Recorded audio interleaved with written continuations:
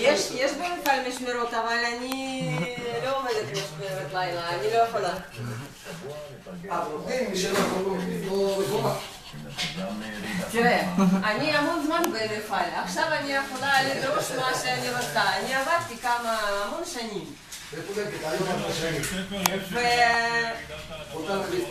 בזמן האחרון אני לא עבדתי, 10 שנים אני לא עבדתי לילה.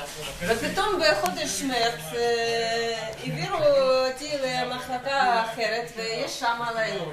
ואני אמרתי לא, אני לא אלך. וחשבתי שיתפטרו אותי. אבל נתנו לי לעבוד רק בוקר. לא בסדר. זה פחות קצת, אבל בסדר. פחות הרבה. זה קצת פחות. כי לא יודעת איך במפעל שלהם. במפעל שלנו זה פלוס 100 שקל כל הלילה. אצלנו 100 שקל זה בשביל פיצוחים. אצלנו זה 100 שקל בשביל פיצוחים. מה, אני רק לבד שתה? ואתם? הנה, אני חלתי, הנה, בחור, צריך להביא אותו. אתה רוצה לשבת בחוץ?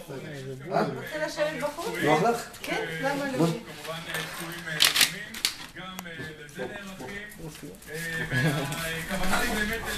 בת כמה היא? 2.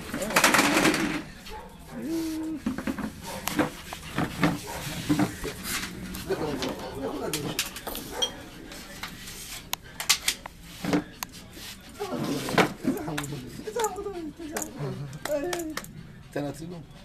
כן, עושה וידאו. עושה לה וידאו עכשיו.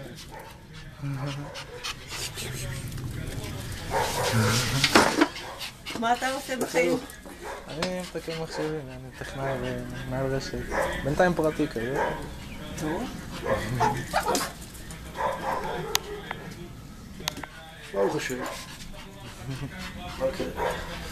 שיכנס לזה משהו טוב, תקווה. הלוואי.